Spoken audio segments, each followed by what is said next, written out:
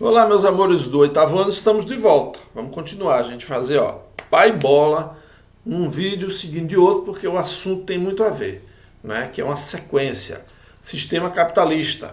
E a gente vai falar um pouquinho hoje sobre capitalismo industrial. A gente já viu no vídeo passado esses 4 períodos, então vamos adiantar um pouquinho, e o capitalismo industrial, é uma nova fase. Vamos ver, esse modelo ele vai se estender da segunda metade do século XVIII até meados do século XIX. O principal acontecimento histórico que vai ser a base desse capitalismo industrial será a Revolução Industrial. Tá? E a gente precisa entender um pouquinho do processo da Revolução Industrial, pois foi esse processo que fez e que realizou a transição da produção manufatureira para a produção industrial. Vale lembrar que, quando a gente fala na produção manufatureira, tem uma imagem aqui que é bem legal, né, e que a gente entende o que era um pouquinho antes da manufatura. Então a gente tem aqui no canto embaixo um artesão, e esse artesão ele trabalhava, o sujeito pedia um sapato, né?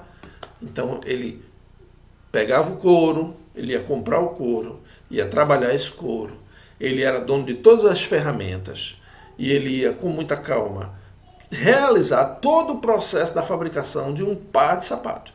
Tirava a medida do dono, cortava a sola, né, fazia as costuras.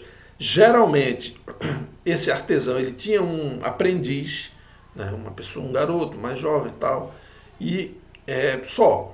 E ele trabalhava na sua casa, ou no seu quarto, produzindo, tá aqui a imagem com um monte de ferramentazinha, couro espalhado pelo chão, e o cara fazia isso. Ele levava um tempo, né, para realizar todo o trabalho. Daí qual é o processo que vai ser o avanço, né, que vai ser a sequência, é a manufatura. Então, para aumentar a velocidade da produção, o burguês ele vai contratar mais artesãos, né, que tem um cara só, então ele contrata 10 artesãos e vai dividir as etapas da produção desse produto. Então o sapato, se esse cara fazia o sapato todo, então agora ele vai cuidar apenas de, vamos supor, tirar a medida do pé e fazer o molde, né? Aí o outro vai dar um acabamento, aí o outro vai cortar a parte de cima, depois o outro vai fazer outra parte e o outro vai dar um acabamento. Então esse trabalho que era feito por uma pessoa só, ela vai ser dividida, essas atividades eram divididas para mais pessoas.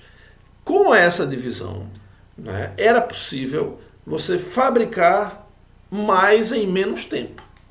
Então vamos supor, se esse cara fazia um sapato em 3 dias, 10 caras desse vão fazer 30 ou 40 ou 50 sapatos. Né? Um exemplo, para a gente entender. Então, em que espaço era feito isso? Se antes era na própria casa do artesão, aqui, o que é que o burguês vai fazer? O burguês era um cara esperto, ele aluga um galpão, um lugar maior, ele cria uma espécie de linha de produção, onde aquilo ali vai passar de mão em mão e vai terminar o produto final, ali, o produto pronto. Então, por que o nome é manufatura? Porque mano tem a ver com a mão, a feitura ainda com a mão. É diferente da maquinofatura, que é quando entram aí as máquinas. Né? Essa passa a ser a grande revolução a partir daí do século XIX. Né? Quando a galera vai começar a trabalhar muito mais com o ferro, com a liga metálica, vai ser inventada a máquina a vapor e a gente vai ter um desenvolvimento tecnológico, né? A gente já viu lá no comecinho do capítulo sobre técnica, sobre trabalho, essa transformação do homem, usando a sua técnica, usando o seu conhecimento. Então, a gente vai chegar na Revolução Industrial, na Inglaterra. E claro que a gente não vai ter, logo nos primeiros anos, já tudo pronto. Né? Começa com máquinas bem rudimentares. A gente tem uma imagem aqui, é como se fosse um avanço, não é? de modelos de máquina que vão se aperfeiçoando. A gente tem aqui uma locomotiva a vapor, bem mais simples, como se fosse os primeiros experimentos. Depois a gente tem uma outra locomotiva aqui muito mais, vamos dizer assim, moderna, né? E que era um avanço tecnológico impressionante. O trem é um negócio interessante demais. E aqui ao lado, uma linha de produção com um tear. Uma das áreas de maior desenvolvimento na Revolução Industrial vai ser essa área do tear, né? Essa área da construção, da produção de tecido. E aí a gente vê máquinas muito mais elaboradas. Se antes você tinha um tear manual, né? Aquela coisa bem rudimentar para tecer o fio, agora a gente vê uma coisa muito mais tecnológico mesmo. Tá, então, vamos ver outra imagem aqui interessante. Sim, essas duas imagens aqui, eu queria falar para vocês que essa nova fase, essa revolução industrial, vai precisar de uma galera para trabalhar. Né? Então a gente vai ter o trabalho assalariado aí, como a gente já viu, que é uma das características. Mas uma coisa que chama a atenção logo nesses primeiros momentos da Revolução Industrial é a presença de mulheres e de crianças na linha de produção. Tá?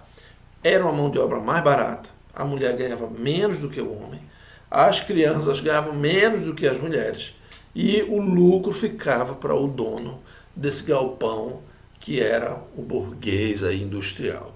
Tá?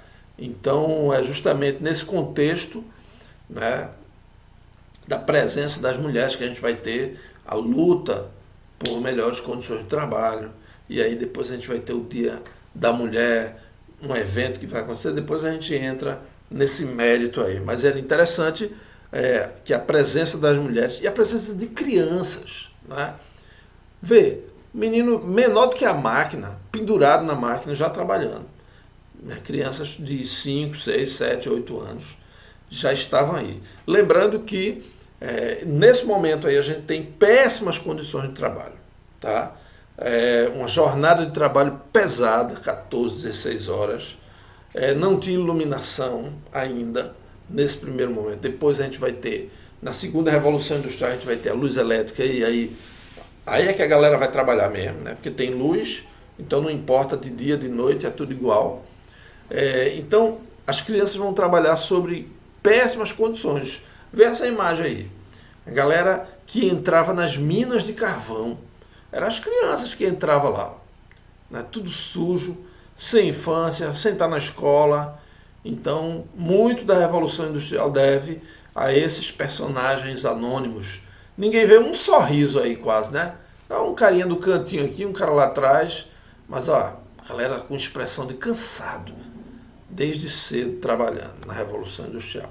Bom, quando a gente fala em Revolução Industrial, só para a gente fazer um link de interessante, se vocês quiserem assistir depois, eu aconselho, nem que seja a título de pesquisa, né, curiosidade,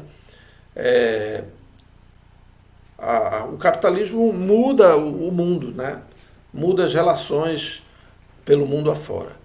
E aí a gente tem, por exemplo, o cinema, né, ele vai trabalhar esse tema através de Charlie Chaplin, que foi um gênio do cinema mudo, e ele traz um filme muito interessante. Se a gente tivesse como depois passar na escola, nem que seja um trecho para vocês verem, ou vocês podem acessar na internet. Tempos Modernos, que é a relação do operário com esse novo modelo, né? Onde você vende sua força de trabalho, onde você está entrando num novo ritmo, numa nova era de tecnologia, né? Vamos chamar assim para a época do novo, onde o que importa é você trabalhar, e o lucro vai para o patrão, você trabalhar. Então, Chaplin, com muito humor, vai transcorrer desse tema e vai trabalhar os problemas psicológicos, né, que esse trema, que o mundo capitalista traz na vida do funcionário, do operário. Então esse operário aí, ó, na linha de produção, cenas interessantíssimas de como essa atividade mexeu e mexe com a vida de muita gente. O cara praticamente pira, né? Ele enlouquece dentro da fábrica, ele causa um monte de confusão nesse ambiente de trabalho para poder sobreviver, para poder entender o que é que está acontecendo. Tem umas cenas interessantes em que é uma cena de luta de rua, de manifestação por melhores condições de trabalho. Então o filme traz e aborda uma série de conceitos aí em volta do sistema capitalista. Bom, nos centros urbanos da Europa, a industrialização teve consequências, né? Nas cidades. A instalação de indústrias ela vai modificar um contexto ao seu redor. Então o que é que ela traz? Ela traz o desenvolvimento da urbanização, ou seja, a cidade vai crescer. Novos bairros, estradas, novos equipamentos, farmácia, lojas, fábrica, enfim, tudo cresce no entorno da indústria, né? O que é que a gente vai observar mais? Expressivo êxodo rural. E aí a gente está falando da Inglaterra, que é justamente o caso do que a gente vai chamar de cercamentos. Esses industriais, no caso da Inglaterra, nesse primeiro momento, como o tear era a principal atividade, então a galera, para fazer o tecido, precisa da lã, né? E a lã vem da ovelha. E para ter ovelha, precisa ter espaço. Então essa galera vai começar a ocupar um espaço que era de camponeses, que viviam pessoas mais simples, em áreas comuns, em áreas abertas. Essa galera vai invadir essas áreas, vai cercar essas áreas para que a sua ovelha, né, ela paste e ela possa ter espaço. Quando ele faz isso, ele expulsa esse camponês que está vivendo ali de forma um pouco irregular, mas vive ali, tem sua casinha mais simples. Então, quando ele cerca essas áreas, ele expulsa essa galera desse lugar, que é chamado de cercamento, né, os cercamentos. E aí essa galera vai para onde? Para não ter que morrer de fome, esse pessoal se dirige justamente para as fábricas, onde o patrão, o que é que vai fazer? Oferecer um salário bem baixinho e o cara, para não morrer de fome, aceita trabalhar daquele jeito, tá? E então a cidade ela vai inchar, ela vai ter um êxodo rural muito grande, as pessoas começam a vir para os centros industriais. Então, êxodo rural e aumento elevado de habitantes na cidade. Esse aumento, nesse primeiro momento, é claro, vai ocasionar um crescimento desordenado dos núcleos urbanos. A cidade ela vai crescer um pouco desorganizadamente. Essa galera chega de uma hora para outra. Ao longo do tempo, isso aí vai sendo modificado, vai sendo melhorado, vai sendo estruturado também. Então, para finalizar, um mapa mentalzinho aí, mais ou menos um resumo da relação das metrópoles e colônias nesse período da Revolução Industrial, né, dessa fase industrial do capitalismo. Então, cabe às colônias o abastecimento da metrópole com produtos primários, certo? Então, a colônia, por exemplo, nesse momento a gente vai ter extração de ouro, extração de carvão, né? Então a colônia vai abastecer a metrópole com essa matéria-prima. E a metrópole vai abastecer, vai enviar para a colônia esses produtos industrializados que ela fez a partir daquele produto primário que a colônia pegou, que a metrópole pegou. Então, se uma colônia, né, tem carvão mineral, aí lança para lá, leva minério de ferro, aí o que é que a metrópole manda?